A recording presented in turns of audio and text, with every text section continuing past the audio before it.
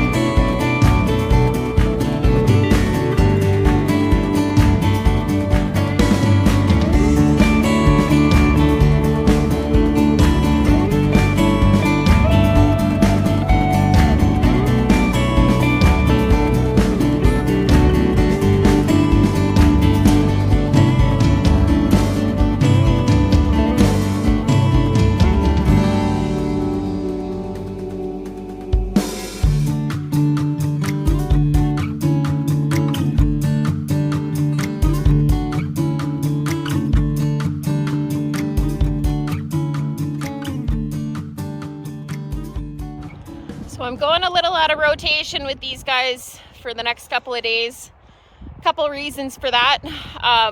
We are in a heat wave right now. We've got 30 degrees Celsius temperatures for, you know, the foreseeable future at least. I think we've had 3 days so far, and at least the next 7 are predicted to be 30 to 32 degrees Celsius. So the reason I chose this paddock is one, because of the heat.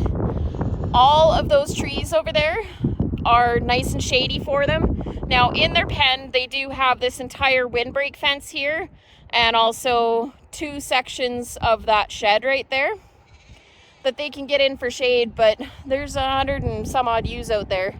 So if they can go and crowd down in those trees down there, they'll be cooler with a nice breeze blowing through them versus laying at this windbreak here. So that's one reason that I chose that paddock. The second reason is I'm doing that perimeter fence out the back there. I've got the wire all off, and I'm going to hop on a bobcat and start pulling posts and mowing, and hopefully today I will be able to go get the post pounder and be pounding posts this evening and tomorrow morning. Try and avoid the 32-degree heat, but if I have to, I have to. You know, that's projects need done. So that'll give me, you know, a couple of days in this paddock here while it's hot. I can get those posts pounded today and tomorrow, and then be able to build braces and hang wire so that I have my perimeter fence back up. Yeah, so that's the plan. Got my wagon full of tools here, and I'll go finish a couple little things that I need to do, and then I'll go grab the skid steer there and start popping posts.